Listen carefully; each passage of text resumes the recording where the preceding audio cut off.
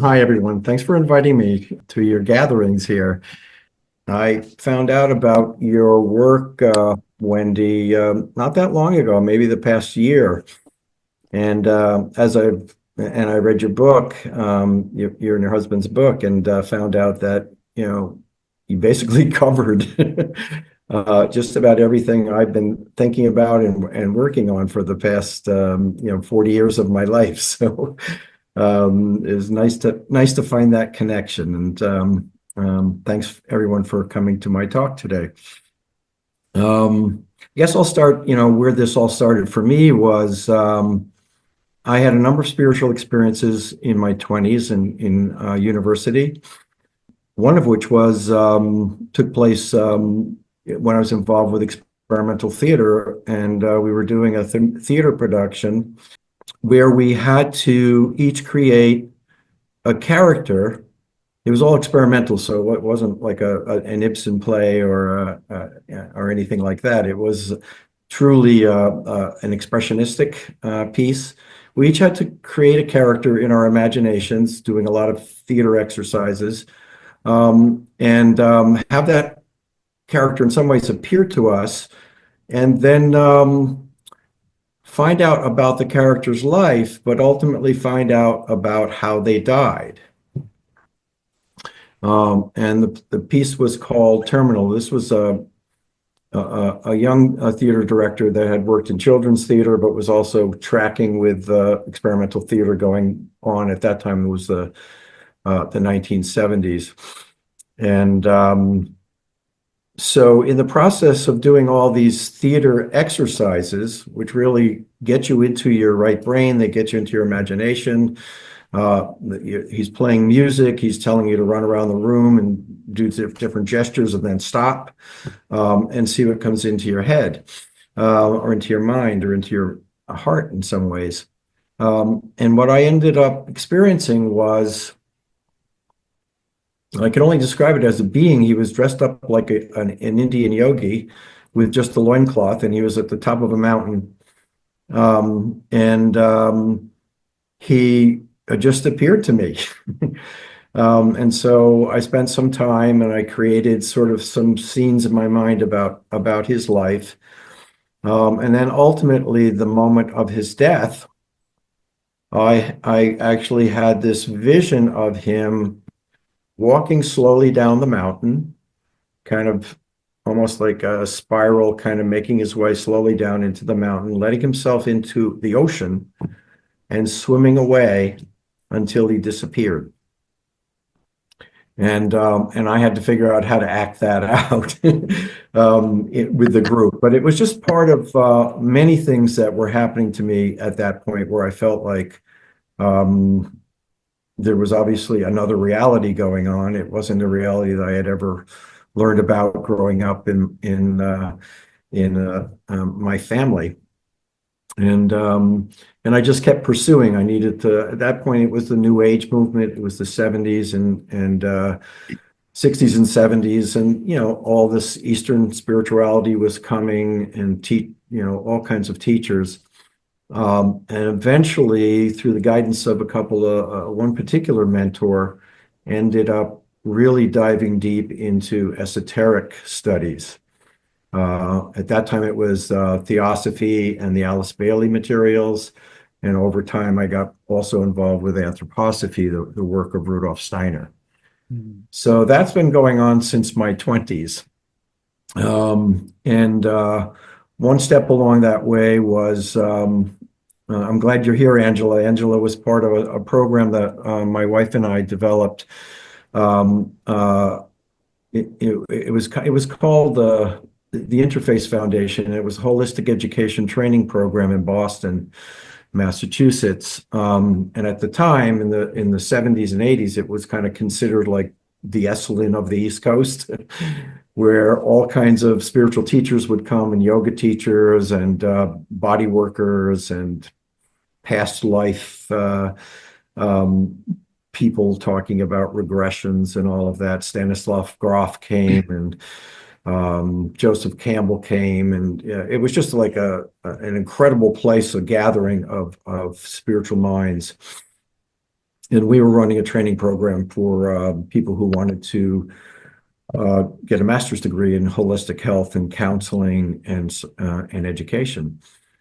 So I just got deeper and deeper into the practices that go with spiritual education. And then life took me in a lot of directions. I won't go into all the rest of that, but eventually, after working in the corporate world and doing a number of things, I retired and found myself wanting to go back to some of the original things I learned about. I guess the place I forgot to start right after college, I went to Harvard Divinity School. And so I was pulled to try to understand across world religions and cultures how they conceived of the afterlife, because I was very clear, and it just all made sense to me that we continued. Consciousness continued. It was not even a question to me in those early days, but I didn't understand the dynamics and how it works. So I was studying esotericism.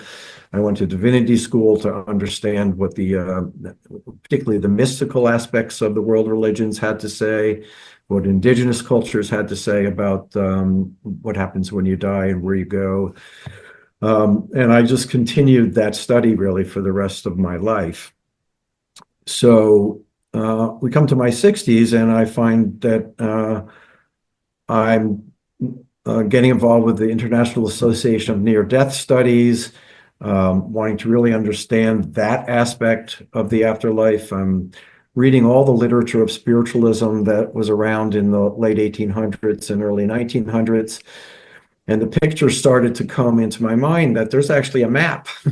There's actually a way to start to understand the dimensions that we go into when we die. So that's what I've been doing. And one of the things I did, in addition to continuing those studies, was I reinvigorated my interest in theater. So I connected with some acting teachers in the area here in the Catskills who run an acting school. They also happen to be very accomplished professional actors that they performed on Broadway and other places.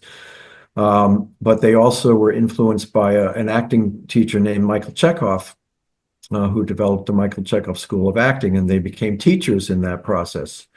Michael Chekhov was a Russian who worked with Stanislavski in Russia, came to the United States, and over time became influenced by Rudolf Steiner's philosophy, and essentially built acting techniques that were based on his understanding of anthroposophy. So these acting teachers were teaching that method of acting, and I was doing some practice with them. And at the same time, it occurred to me that all of these stories that I was reading, hundreds and hundreds of them, of near-death experiences, it felt to me like this could be an amazing piece of theater. These stories were so moving, so powerful, so compelling that if I could put a script together and get some actors together who really could tell stories, this could be very powerful. So I started drafting a script and then went to have lunch with these acting teachers and told them about my idea. And to my surprise, they said, Robert, we're in our 80s now, and we think about this all the time. We think about what happens when we die. And they also were students of Rudolf Steiner, so they were open to a spiritual perspective. So they said, why don't we get a group of actors together who I couldn't have brought this level of professional actors together on my own. So they brought them together, and we started reading my script and giving me feedback on it. I made several changes to the script, and then we decided that we would start to perform it. And so for the past 2 years, we have ended up putting on this play about 17 times, all throughout the Northeast. We were invited by the International Association of Near-Death Studies to perform in Washington, D.C. last year at their conference. And also, I've reached out to Harvard Divinity School last year, and they've agreed that we can perform there this coming April for one of their conferences. So it's been an incredible journey for me. And when I talked to Wendy about coming to your Sunday group, I thought that would be, I could talk a little bit more about that play and go through a little bit of that with you all, and then talk a little bit about some of my perspectives that I've learned about the afterlife. And also, another piece of the puzzle I think that Wendy was interested in was once I retired and I moved to the Catskills and I was working creatively, I really felt called to become an end-of-life doula.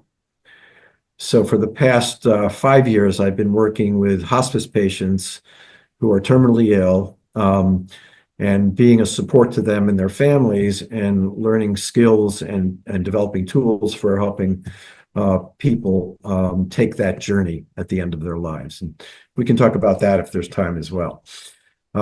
So let me tell you first about my play. I'll just pull up the PowerPoint here. So this is a poster from the most recent performance we did last November. I called my play Crossing the Veil and Coming Back to Life. That seemed to be, as I looked at the whole literature of near-death experiences, and that includes all the people that a lot of you probably have read, Raymond Moody and Kenneth Ring and Grayson and Peter Fenwick, who recently passed away. All of that literature kind of went into my thinking. And what we ended up doing is essentially I took out of basically about 20 or 25 stories that I was playing around with and boiled it down to 5 or 6 that were really compelling stories for me, and developed a script, which is essentially boiling down these stories, some of which were made into books, some of which were the person gave a 1-hour talk about their experience, and I tried to boil it down into 5 or 6 stories where it would make compelling theater. So each story is really boiled down to about 10 to 15 minutes of the essence of that person's experience. And what's involved is essentially what I saw, and Raymond Moody talks about this. He says that near-death experiences almost all follow a travel narrative. It's a travel journey, and there's really 3 parts to this journey. There's a moment of death, quote unquote, often caused by a medical crisis. Then there's a crossing of the veil between life and death and experiencing some aspect of the post-mortem realms. And then there's a return to physical life and the challenges that go with how do I explain this to people and how do I integrate it into my life? So we took these stories and we built our play around these 3 elements of the near-death experience.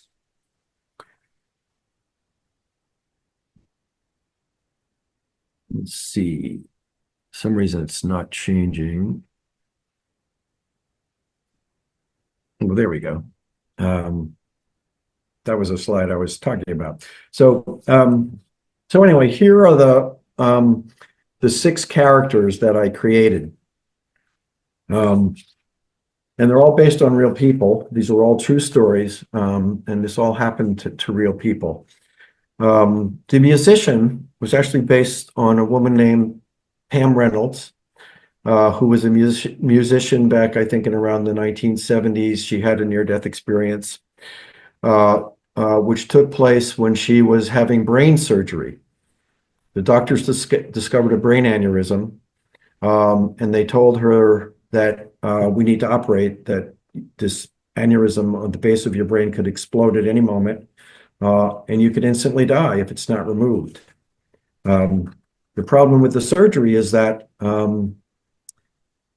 you can also not survive the surgery. They put you through what's called a cardiac standstill. So for an hour during her brain surgery, her heart stopped, her body temperature was taken down to 60 degrees. The blood was drained from her head so that it wouldn't interfere with the surgery. And she was clinically dead for about an hour. And during that surgery, she left her body, she saw her body on the operating table, and she traveled. And so that's the medical crisis that stimulated her story. And one of the things that was powerful about that story for me is that as a musician, the thing that triggered her leaving her body was a sound. It was a musical sound. It was one single note. And she felt that this note was lifting her out of her body. And then she felt herself float right out of her body, out of the operating room, and began to experience a bright light. She saw dead relatives. She saw her uncle, who had died when he was 39, who taught her to play guitar. And she had this just incredible experience of love with her dead relatives. The second character I called the soldier. This was, many people probably know of George Ritchie. He wrote a book called Return from Tomorrow, which was all about his near-death experience. George Ritchie was also, what I understand, was the first near-death experience that Raymond Moody learned about. He was Raymond's professor of medical school at the University of Virginia.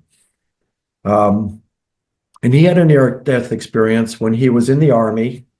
He was pretty young, 17, 18 years old, getting ready to go to medical school to be part of the Army's medical training program. And he got very sick and had this intense pneumonia and essentially collapsed and was in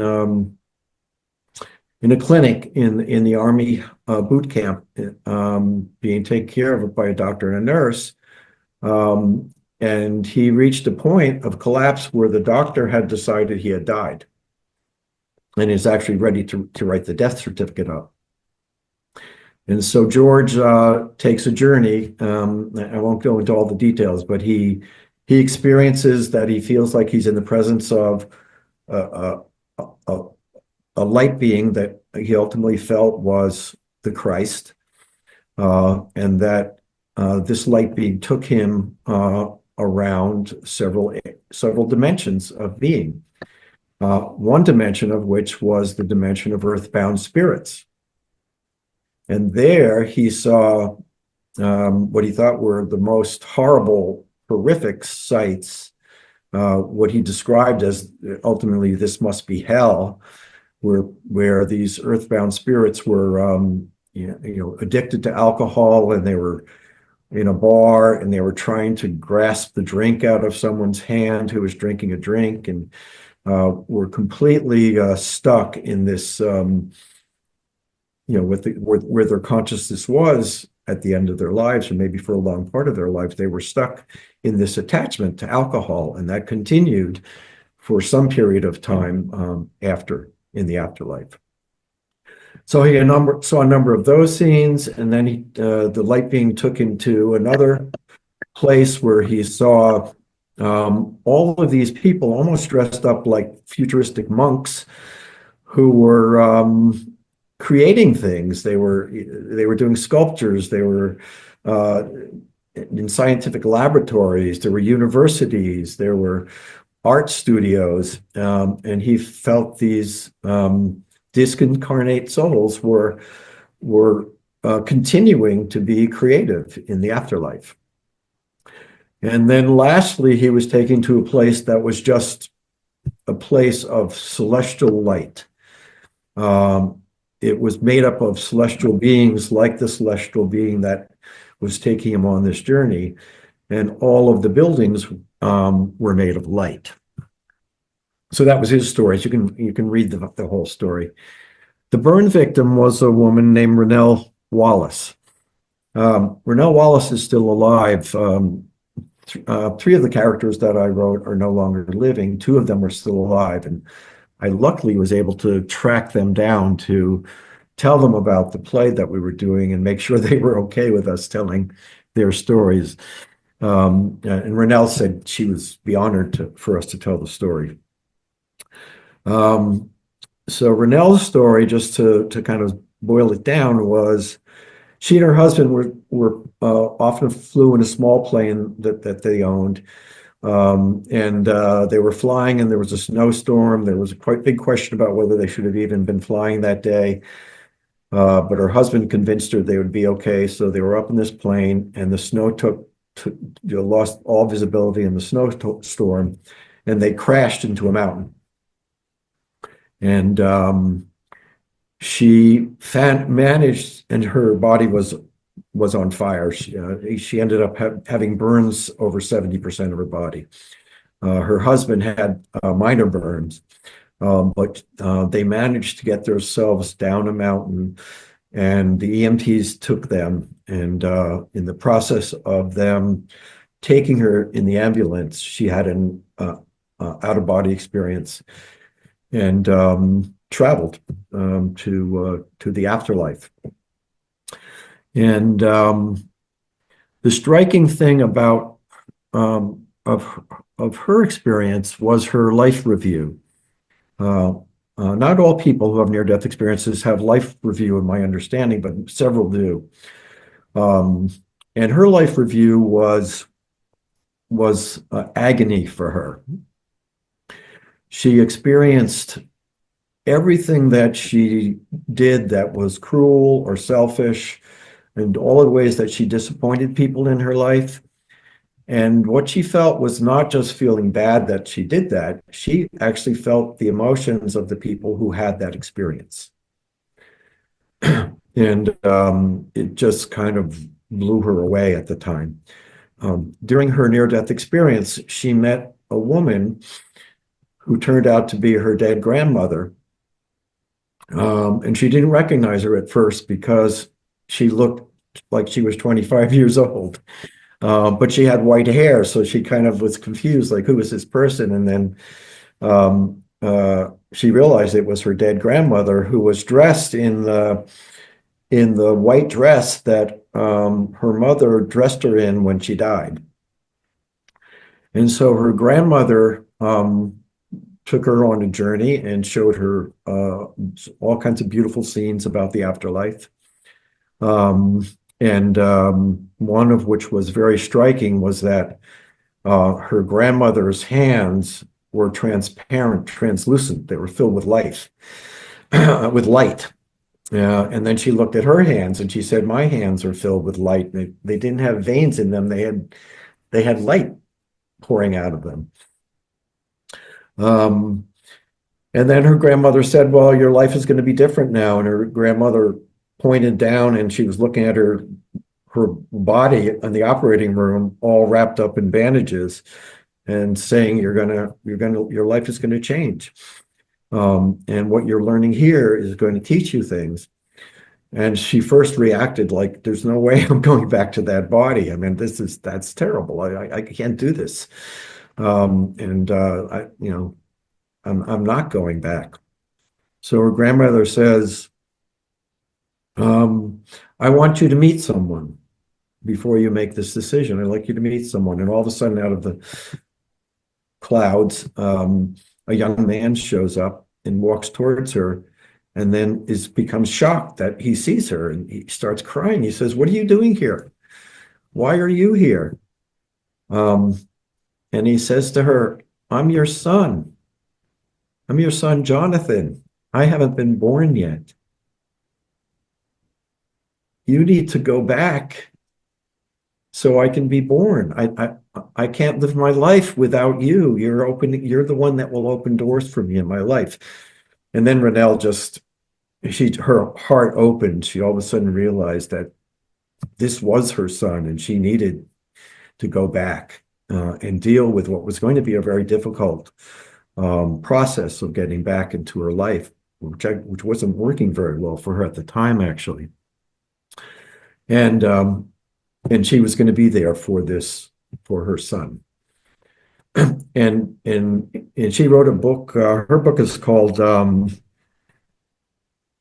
The Burning Within, and it's all outlined in there. And it did turn out that she had a son that she named Jonathan, and he looked just like what he looked like when she saw him in her near-death experience. The next character I call the Russian dissident. Again, a real story. It's based on the life of George Rodinayo, who was a Russian. He was a neuroscientist, I think possibly a neuropsychologist in Russia, and he was being prevented from making his research public, and he wanted to get out of the country and was seeking a way to get out. And eventually found a way to get out of the country, but didn't realize that the KGB was not happy about this. So he was run over by a car on his way to the airport. You know, he was run over twice. They ran over him and then backed over him. And he ended up in the morgue. And what he experienced was a near-death experience in the morgue, which he described as, I went into the morgue on the Friday for an autopsy the next Monday. And during that 3 days, he was in, the cold storage in the morgue. And he has this incredible experience where he travels, and he has this incredible need, this desire to understand history. And just by thinking about it, he goes back in time. So he's thinking about the stories of the Bible, and he goes back to the time of Abraham. He goes back to the time of Moses, and then he sees himself. He's back with Jesus and the disciples, and he can actually sense drinking the wine and eating the bread with the disciples. And he's having this whole experience of history. And he travels and he sees all kinds of incredible molecules and atoms spinning around the universe, and has this sense of spiritual awakening. He was an atheist when he was in Russia, and obviously after this experience that no longer took place. What he experienced at the end of his near-death experience, he had this sense of his wife going to the cemetery and knowing that he was going to be buried, and just being in complete grief. What am I going to do with my life?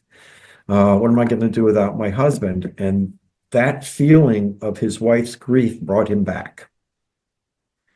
And he found himself in the morgue. He felt this pain in his side. And all of a sudden, there was cutting in it. There was cutting pain. Someone was cutting into his side. And it was the autopsy. And his eyes popped open. And he said the doctors closed his eyes because they're thinking to themselves, well, this is just a dead corpse, and it's just a kind of a physical reaction of the corpse. And then they popped open again. And then all of a sudden they said, oh my God, he's alive. Get an ambulance. And they took him to the hospital, and he recovered. And decided after that he would become ordained as an Orthodox priest in Orthodox Russian Christian tradition, and eventually found his way back out of the country to the U.S. And he became a minister in the Methodist Church down in Texas. So these stories were just really compelling and amazing. The last story is one I added in more recent performances. And this is not one person. It's an amalgamation of a hospice nurse who experiences what's called a shared death experience. And that's a little less familiar to people. So some of you may not have heard of it, but if you've been reading the literature, you probably have heard of shared death experiences. But these are experiences where either a nurse or a doctor or a medical professional or a family member is in the at the deathbed with the dying patient, and they experience the same type of elements that people who have near-death experiences experience. They have a sense of their loved one leaving their body. They have a sense that their loved one is talking to someone that's not in the room, or a group of people that are not in the room. And all of a sudden they realize that they were actually talking to dead relatives. And those dead relatives have come to greet their loved one and take them. So I wove these together into one character who tells the story of what she experienced in the hospital. And some of the stories include seeing like a cloud form emerge from the body. Sometimes it could be a puff of smoke, or it could be a sort of a sense of an electrical disturbance. Peter Fenwick talked to the Dalai Lama about this, and the Dalai Lama's view of what happens at death in the Tibetan tradition is that there is actually a blue puff of smoke that is part of the process of the soul separating from the body. One of the stories involved being with a patient's daughter just a few minutes before her father took his last breath. And all of a sudden, the daughter gasps. And the nurse is watching this, and she says, "What happened?" And she says the daughter said that she saw two pillars of light standing on either side of his bed. And she just knew that these were angelic beings that were there to take him. And literally, he died within minutes of that. And there's a few other stories, but if you haven't read Shared Death Experience stories, they're quite profound. And there's a number of books on it. And there's an organization called Shared Crossings. There's a website called Shared Crossings. William Peters has followed up on Raymond Moody's initial research on shared death experience, and now he's collecting hundreds and hundreds of stories, and also working with people on how they might engineer their own shared death experience with their loved ones. And that's all with a note of a really important note of caution, the way he handles it, which is, look, I can't guarantee this will happen. And so this doesn't happen all the time, but if you set it up with one of your loved ones, you may be able to create the conditions where they actually experience some aspect of your passing. And the people who are in the room, the loved ones who see someone go through this experience, and they go through this experience with them, their lives are changed. They completely start to lose their fear of death themselves, and their grieving process is much more of a positive experience, where they know that their loved one is okay and is continuing, and they still miss them and they still have grief, but they're not worried about them. So those are the stories that I told. Have we heard, excuse me, Robert, have we heard about the child? Oh, yes, yeah. I skipped over that one, didn't I? Yeah, sorry about that. This was a really heartbreaking story that I read. And the woman behind this story is named Sandy Toronto. When I found this story, it was still anonymous. And so I was going to treat it as an anonymous story. In the middle of rehearsing and starting to put this program together, I found out, because I'm part of IANDS, the International Association of Near-Death Studies, that Sandy was doing a talk, a Zoom talk to one of the, I think it was the Dallas, Texas subgroup of sharing. They have sharing groups all over the country, and I think in other parts of the world. And so she has decided to go public with her story. And it's really a horrendous story. This was a child that whose mother had to abandon her, who couldn't take care of her. She's addicted to drugs and alcohol, and ended up with some foster parents who ended up being kind of psychopathic people who completely abused her in all kinds of serious ways. It's in the play, I can't put all of the horror that she went through in the play, but at least I hint at it. And the particular way that they would abuse her would be to strangle her as a form of punishment. And there were times when they strangled her where she would leave her body. And one particular time, which is described in my play, she leaves her body and has to be taken to the hospital, and is in the hospital, and for a short period of time, she flatlines. And during that, she has a near-death experience. Hers is really interesting. It's one of the more unusual ones where she just not only experienced a being of light shows up. And here she is, an 8-year-old child. But I think she's in a near-death experience. You're not 8 years old, you're at the age of your soul. And she's having this profound experience with this light being who helps her kind of make the decision whether to come back. But in the meantime says, let me take you on a journey. And she not only goes on a journey to beautiful afterlife places, she goes to other planets. And she experiences life, the life of beings on other planets.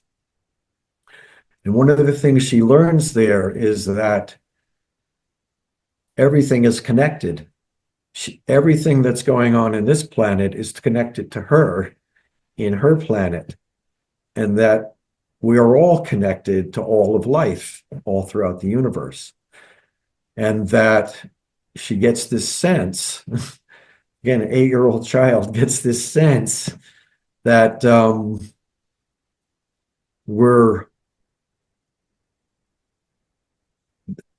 this is how she describes it, that her experience allows their experience to happen.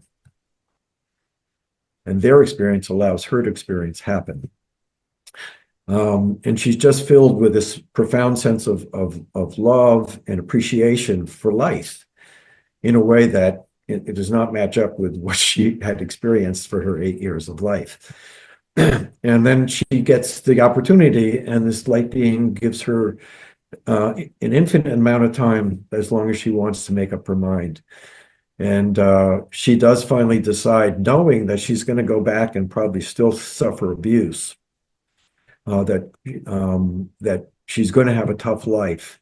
She chooses to do that because it's her opportunity to learn to experience love under the most difficult possible scenarios.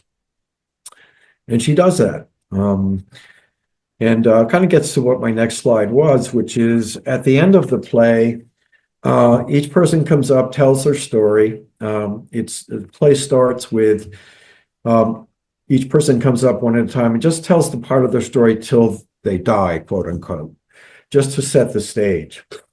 And then they come back and tell their whole story. And in between each stories, as we rehearsed it, we realized that, and we had a few people watch some rehearsals, they said, these are powerful stories. I think it's just almost too much. So what we ended up doing, and I always had a feel when I was writing this, I always felt there was music when I wrote the script for this. I felt there should be music with this piece.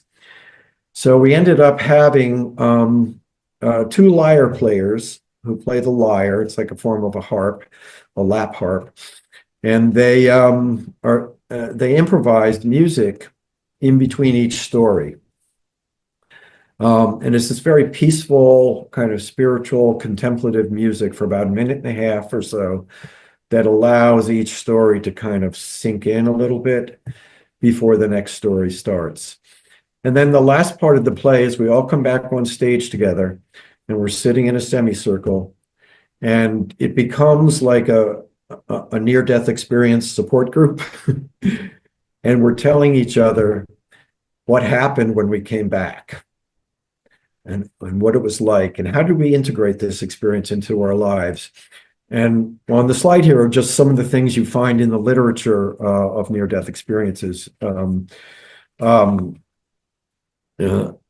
People come away and they have a radical shift in their point of view. They no longer fear death. They feel like they have a desire to learn about spirituality. Their life priorities change.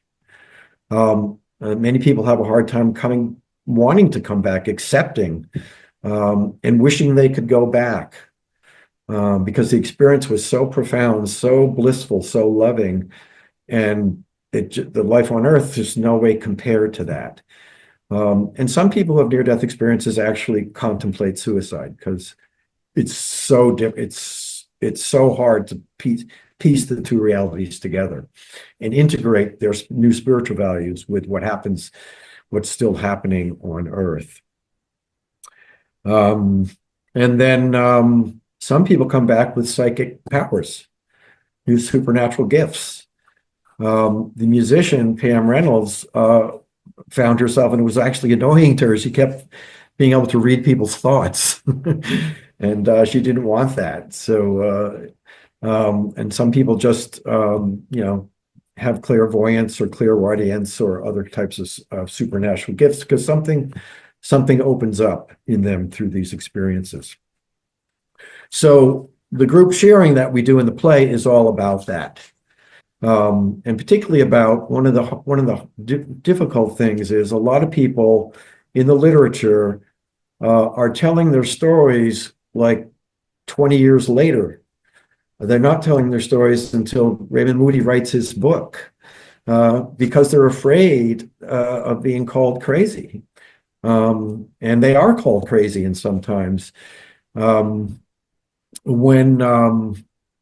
the child Sandy in the play, when she actually goes back, she gets away from the foster parents for a while, but goes to another foster family who has very conservative religious views. She tries to tell them about their experience, and they tell her to shut up. Don't talk about this. This is devil. You're being possessed by the devil. We don't want to hear this.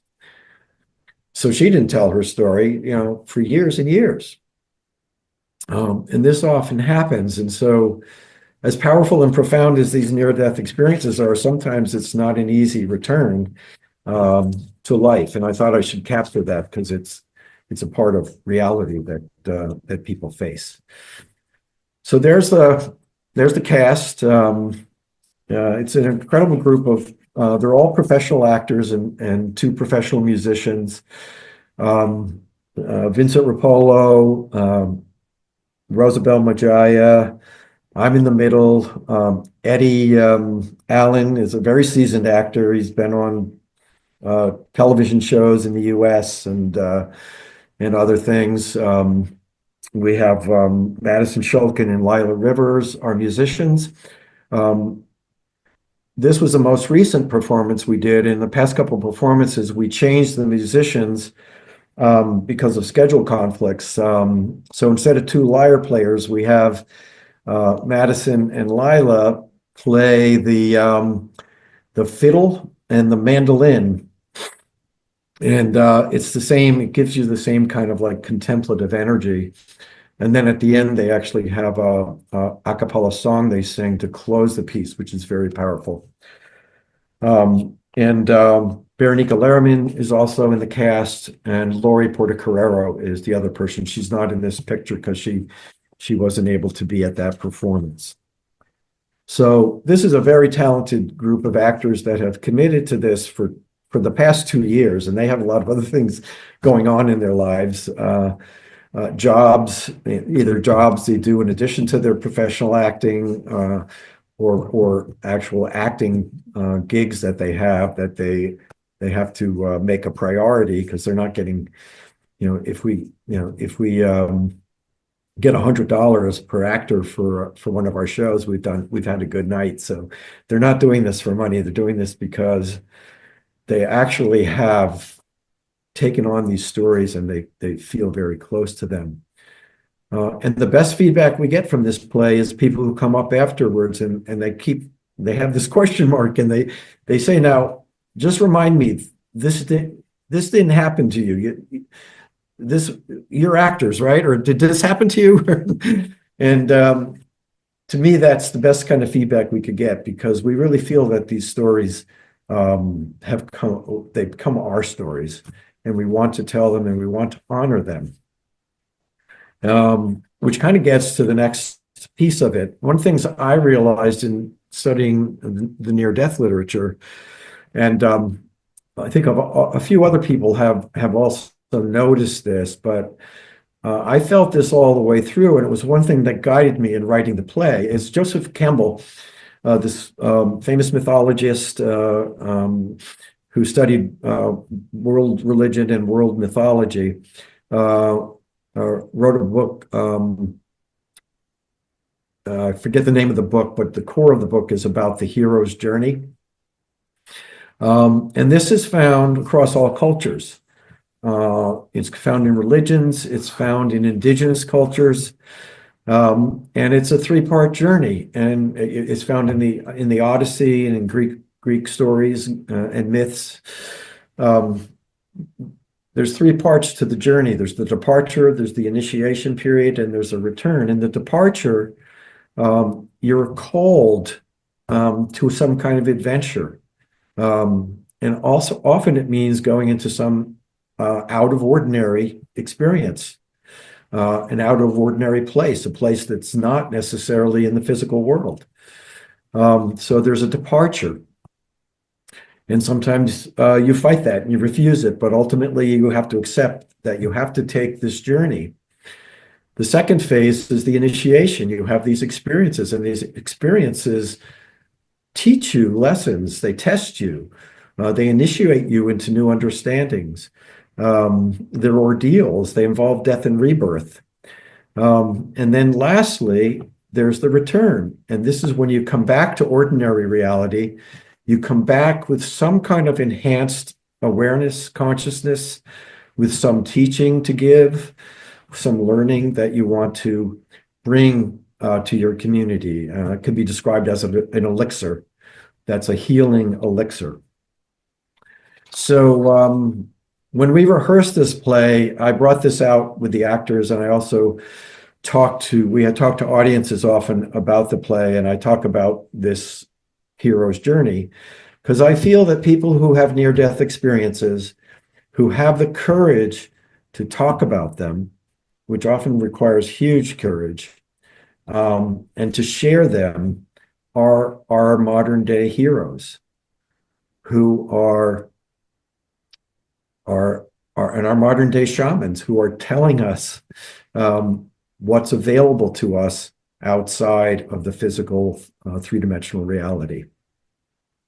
And I usually do this quote when we're talking about the play as well. It's from the Jungian psychologist Clarissa Pinkola Estes. And she writes about mythology, she writes about stories and storytelling and the importance of telling our stories. And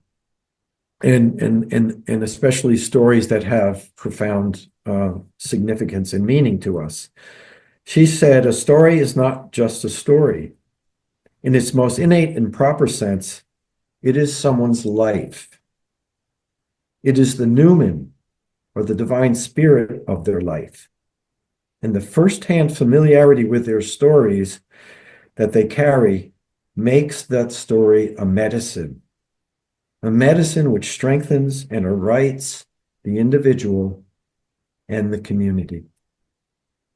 So when we do the play, we feel as a group, and we always join in a circle before we perform. We read this quote.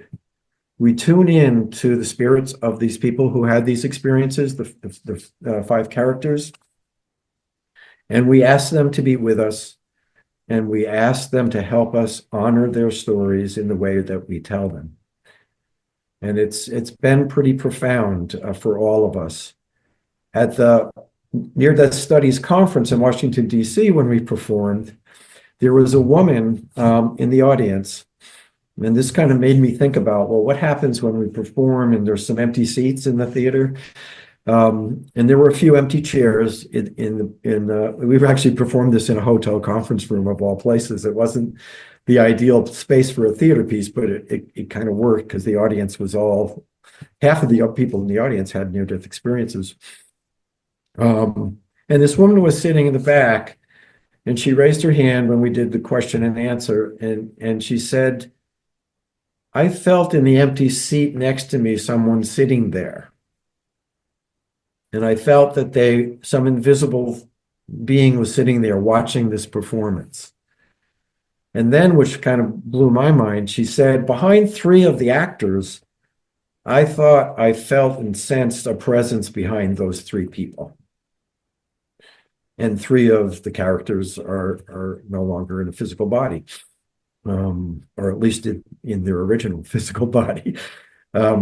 So there's this real sense that this play is doing something powerful. I can answer any questions, but I don't know what we're doing for time. I thought I'd also connect how this play relates to some of my work as a near-death experience, as an end-of-life doula, Wendy, but tell me what you have for time.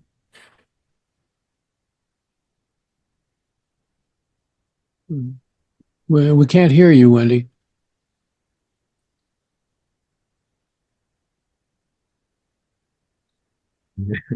She came unplugged. Time-wise, we're coming up we're 10 minutes from the hour, but we run 90 minutes, 2 hours sometimes. So it's okay if I go ahead a few more slides? Sure, why not? Okay. All right. So when we talk about life reviews in near-death experiences, I have found this connects directly in a very deep way to the work I do with hospice patients at the end of life. One of the things we're actually trained to do, it's called different things. Some people call it legacy work. Some people actually call it life review work, which is what I prefer to call it. And it's a task at the end of life where people can review their lives and figure out what meaning it has given them. It's an important aspect. It's an important part of psychological development at the end of life to review your life and to think about what you contributed, what your regrets were, what unfinished business you have. Is there any forgiveness that is necessary for you to work with? And a lot of my patients have these kinds of issues that it's important to help them discuss. And a lot of times a family member can't do that with them because it's too threatening or too difficult. So for me, I think if you are doing a life review at the end of your life, I think you're preparing for the life review you're going to do as a soul when you transition over. Because it seems like that is some part of everybody's experience in the afterlife at some point in time. I mean, some examples of that in terms of regrets and issues that I worked with an older gentleman who was in his 90s.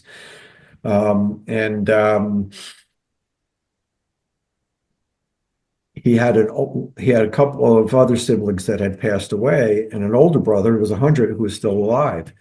And as I talked about his life, and he wanted to talk about his life, we put a booklet together, actually. We had photos in it. We wrote a little story about each photo and made it into a booklet that he could share with his loved ones after he was gone. And he talked about his younger brother and his sister and his parents and his grandparents, and he kept skipping over his older brother, and I kind of wondered about that. So a couple of times I said, "Well, what happened to your older brother with your older brother Jack?" He kind of hemmed and hawed, and then eventually he said, "Well, we had this fight."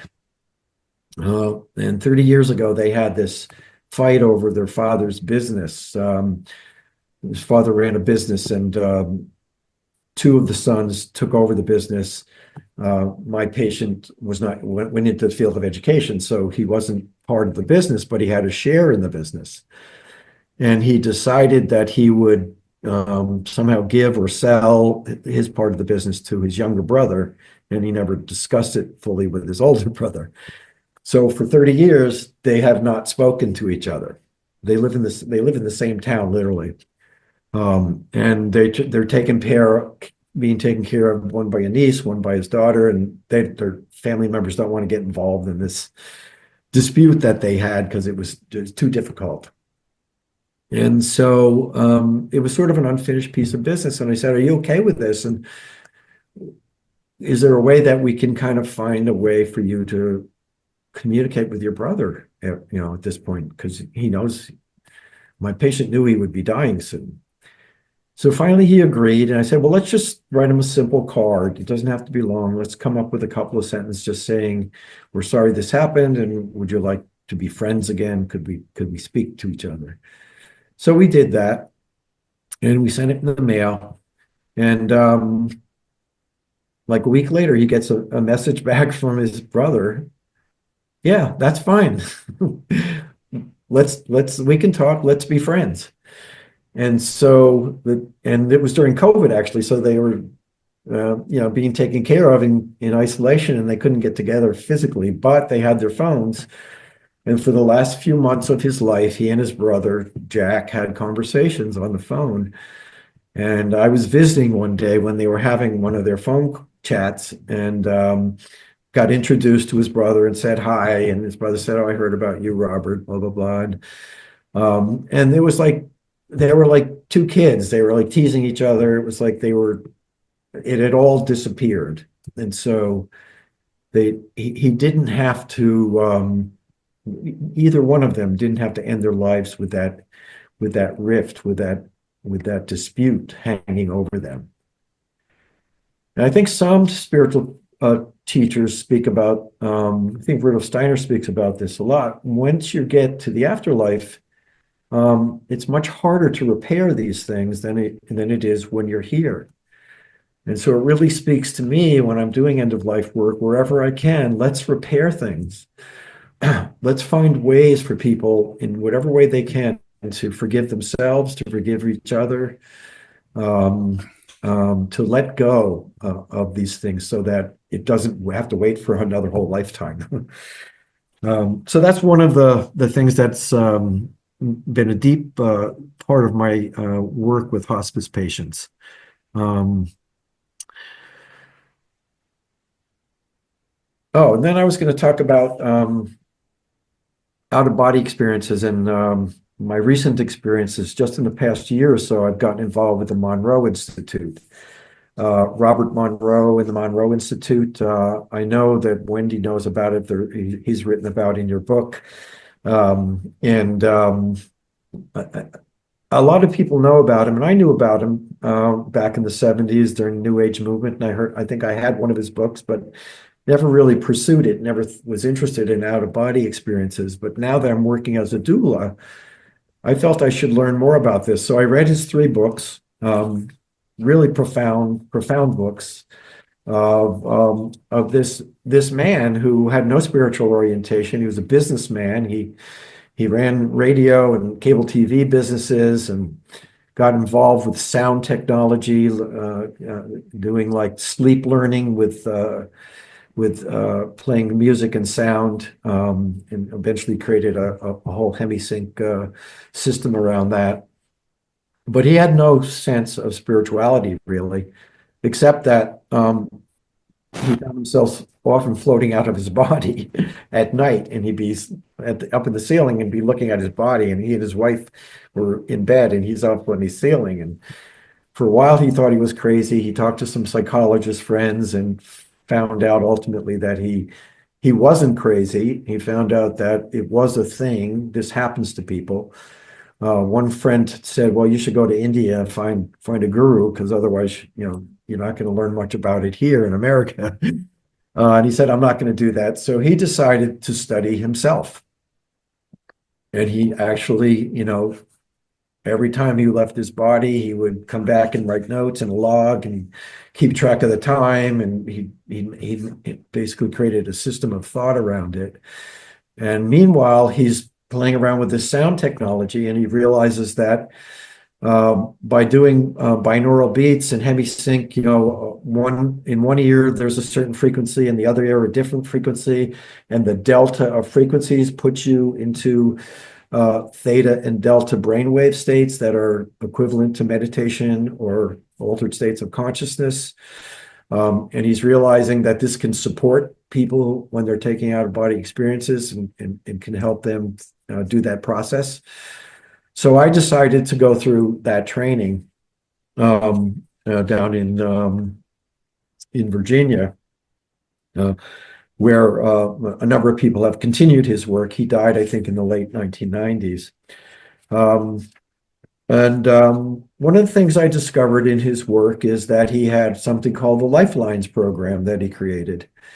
And this came out of his early explorations that he did, but also he had a group of explorers, and they'd be in a sound booth, basically. They'd be in a booth lying down with the earphones on, and he would be in another room with a microphone. He'd have the music playing, and he would be assisting them and guiding them and having them report back, what are you experiencing when you leave your body?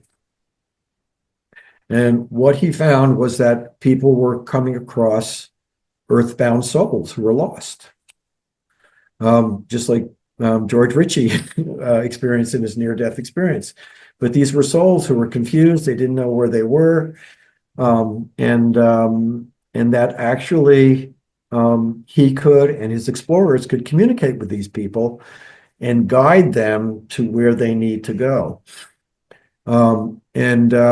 What he ended up doing was, again, he took notes and created a system of thinking around this.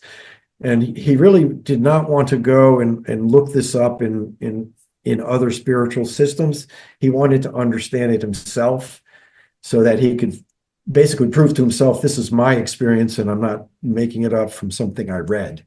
So he didn't overlay, because you can find this in Hinduism and theosophy. You can find a lot of this in esoteric teachings, but he didn't want to do that. He wanted to do the Monroe way of understanding this.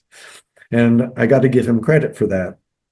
So what he ended up doing is he put labels on these, and rather than call them bardos or lokas or any kind of spiritual name, he gave them numbers.